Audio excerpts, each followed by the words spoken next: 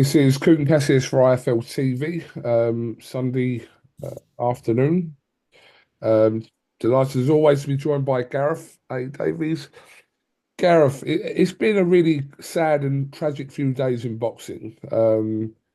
Obviously, a couple of days ago, we learnt of the passing of heavyweight icon George Foreman, and then the news last night of the passing of somebody obviously you've known and worked with and been around for several decades in Colin Hart.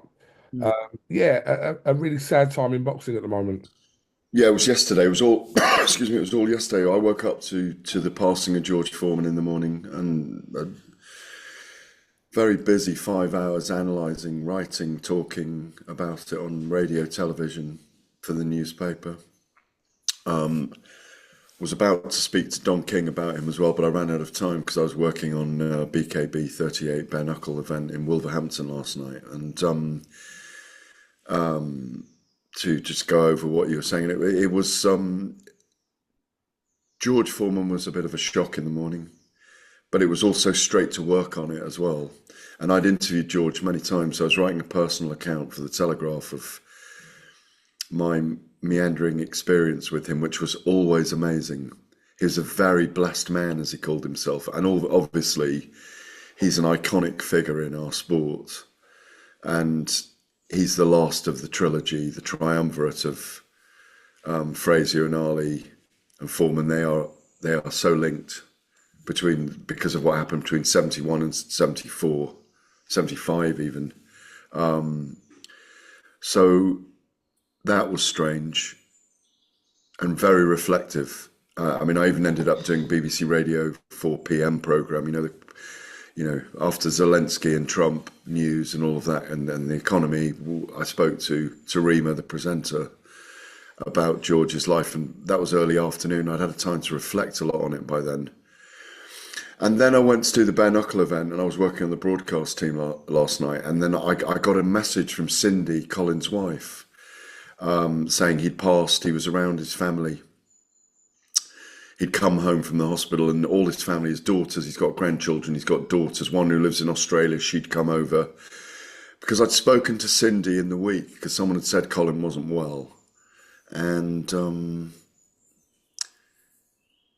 I spoke to Cindy on Wednesday night, and she said, oh, well, we're hoping he's going to come home tomorrow. I said, oh, can I please speak to him tomorrow? So I sent him an email saying, prayers to the sunset for him and all those kind of things, Hope he gets okay. Well, I won't reveal all the details, but she'd said, he's really maybe won't have too long because of what he'd got. He'd had a cancer and he'd fought cancer before. And I just said to her, can I please come and see him? Because I'd visited Colin at his house a few times. He was a mentor and a father figure to me in boxing for a very long time, and he taught me so much. And I really sincerely mean they taught me so much. And he'd actually ring me and say, son, you got that wrong. What are you doing back in that Ricky Hatton against Manny Pacquiao or against Floyd Mayweather? You were Hatton's bodyguard when he fought Manny Pacquiao all those years ago, and Ricky was washed out. And Colin would he was such a great mentor, and he was so knowledgeable, and he was a mine of information, and he'd been a crime correspondent and all kinds of things, yeah. And obviously he's from, he's from the tough East End, Jewish family, and grew up, and boy to man was a newspaper guy, and read 5 newspapers a day, or read every story I ever wrote in the Telegraph. So he'd read them cover to cover, 4 papers in the morning. I think he dwindled down to about 3 in the end, but I think it was a time when he read 7 papers. He was so knowledgeable, but he was such a generous man in his old age. And I love the things he used to say, like, oh, if you'd been around the Ali era, you'd have loved it. Because we were, when you think those guys were sending telegrams to do their stories, there was no IFLTV and video interviews in those days. And the boys were they were all lounge lizards and worked together, and, were able to, have their drinks on their expenses and all those kind of things that happened back in the day. And they used to travel by ship, so I mean, he told me once about traveling by ship to America to cover the story. And he said he was amazed when he got the telegram from his boss saying, now you've been all that way on the ship. Do you need a couple of days off to rest before you get into the big fight? His first ever American fight, I don't know if you know this, was 1971, the fight of the century, Muhammad Ali and Joe Frazier. And he knew when Colin related to it, I mean, you know what, a big fight. That's like today, like, and I've met some people who've done it, some people who've worked for you, their first fight in America is Fury Wilder 3 or something. Do you know what I mean? And it's like, you know, maybe young Joe Pugh or someone like that, that would be his first fight. So Colin's first fight was Muhammad Ali versus Joe Frazier in 1971 at the Garden. So I was very saddened about Colin because I really wanted to go and see him this week. I really wanted to see him. But you know, when people get it, we've all had it in our families. But you know that they were preparing for the end. I'm very sad about Colin going, but he was a great guy and he had a great innings. Look, he wrote all the way to, he wrote for the Sun 58 years. You know, it's incredible. Yeah, it's been it's been a very kind of I'm glad they left together on the same day. Because they're both great, venerable, one guy from the media. And you know, famously, right? And he loved, I could get on the phone with Colin, never mind being in person with him. If we had lunch, it would go 4 hours. If I rang him up, and he was a night owl as well, yeah, he was an insomniac. He can call me till 1 a.m, no problem. No problem, we'll talk about him, he can't fucking punch. You know, it sounded like him there. No, but that's what he's saying. Yeah. I'd look over at him along Media Row, or I'm doing Talk Sport broadcast or whatever I'm doing. He'd go, he can't fucking punch. but he had a way about him. You know, he was a brilliant guy, and you know that he had a big row with Foreman, by the way. So they're probably sitting and they've gone to the greater glory right now. And they're sitting on the other side with Ali about to join them for lunch, yeah? And they're probably laughing about the time in, I think it was in Caracas, Venezuela. I think it was Caracas. It was certainly abroad. It was either in America or in Kingston, Jamaica, or wherever it was. Where did George fight? He fought Norton in Caracas and he fought Frazier in Kingston, Jamaica, I think, when he beat them both in 2 rounds. Colin was there having a cigarette. He smoked 40 a day, yeah. He smoked more cheroots than you do. And he was having a cigarette by the pool, yeah. And Foreman was sitting on the other side of the pool, yeah. And Colin, I think Colin came over to him. And Foreman went, put that cigarette out. And Colin said, I will put my cigarette out if you say please. Yeah. And I don't think they spoke for a year. I think George used to glare at him then for a while. But they, again, whenever I saw George or wherever I was going to see George and I'd seen Colin, send him my love, you know. Those guys, Colin was 89, 91. George was a bit younger, obviously, 76. They belonged to a different era of people, you know, and they were, both of them, very graceful in what they did and very, very lovable, so lovable. Well, obviously, our thoughts go out to the families of George Foreman and obviously Colin Hart. Like I said, it's been a really kind of very sad few days in boxing in that respect. So, can I just say about George though as well? And what I loved about him, like even though he felt he was blessed, he was in service to other people. He was always in service to other people. He made money to build a church so he could preach in Houston. To preach to people. It's one of the big regrets. I've mentioned it to you before. We need to go to one of his sermons when we're in America. You know, I've never been to one of his sermons. His screensaver on his computer at home was Ali standing over him in the Rumble in the Jungle. Yeah. You know, all the weird things about George. 5 sons called George. I mean, I spoke to George IV last October because I interviewed George Foreman 2 weeks for the 50th anniversary of the Rumble in the Jungle for a Telegraph piece, and he just told me amazing detail when I pricked his brain about it. About, he fought 5 men in a night after he lost to Ali Yeah, I've in heard. Montreal, an event, and he remembered it all in detail. And he's like, I had to do it because my mental fortitude had gone, because he hid in a hotel room in Paris for 2 weeks after losing to Ali. I know you've got to go in a minute, but I just wanted to tell you these last anecdotes. No, it's fine. And You're good.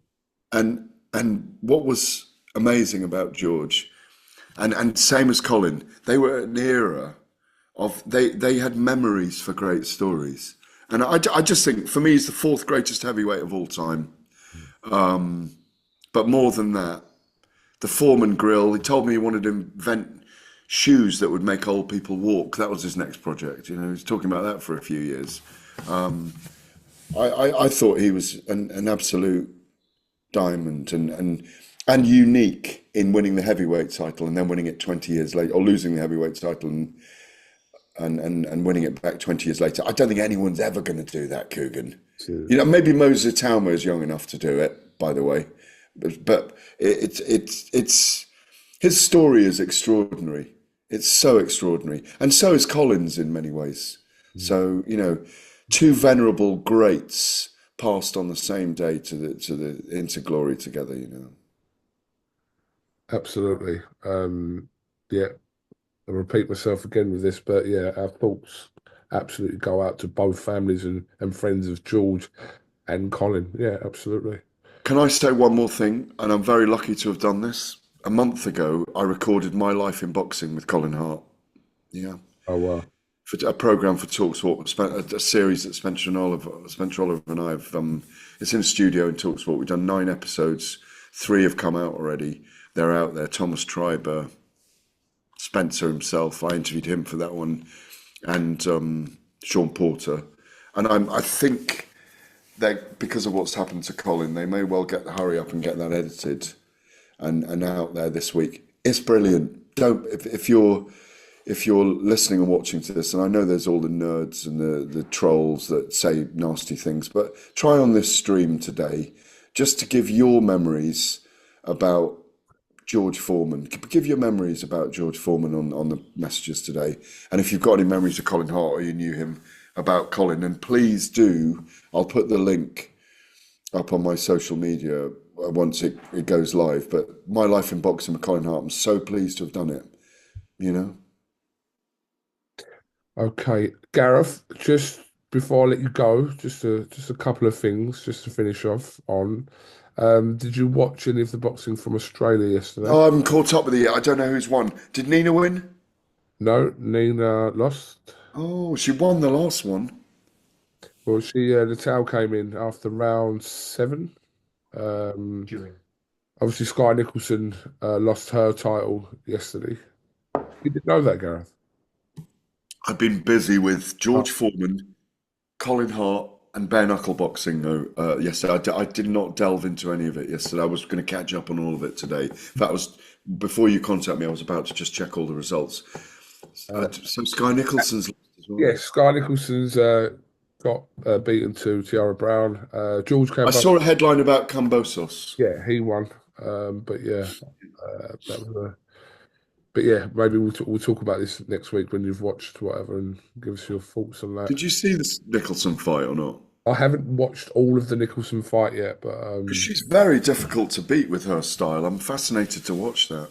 yeah, she's okay. I texted Sky yesterday. She's okay, but she said that we'll have a chat in a week. So I'll Well, get. that's all right. Then you've got someone else to interview. That's good. Keep you busy for the week. Well, that's what we do, Gareth. That's what we do.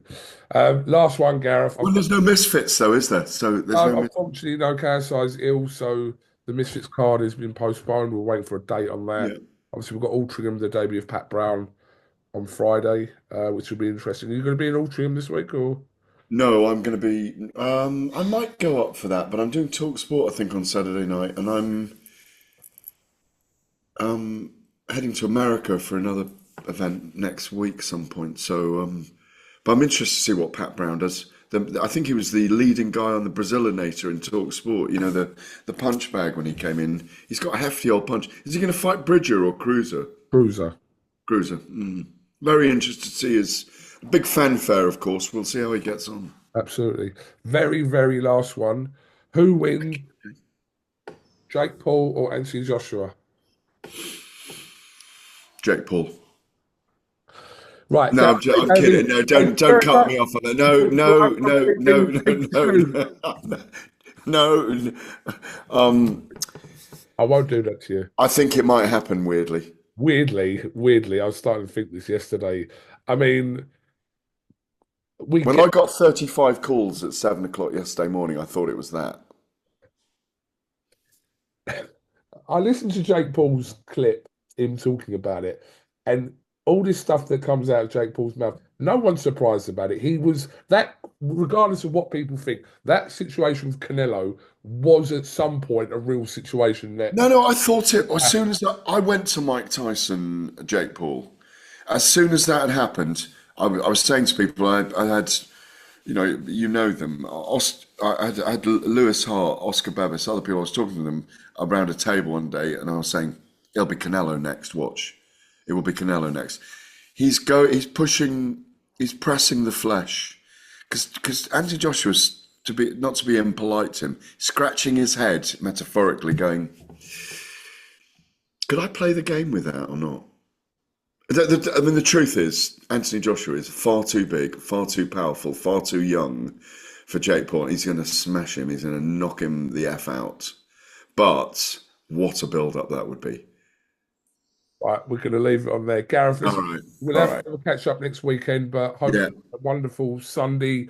Like I said, it's been a very sad few days in boxing, and you'll be talking about this for Yeah. the foreseeable future Yeah. with Two great men RIP. people you knew very well, obviously. Yeah. Yeah. Two great men RIP. Absolutely. Gareth, thank you very much, and we'll catch up with you again soon. Cheers. Always a pleasure. Top man.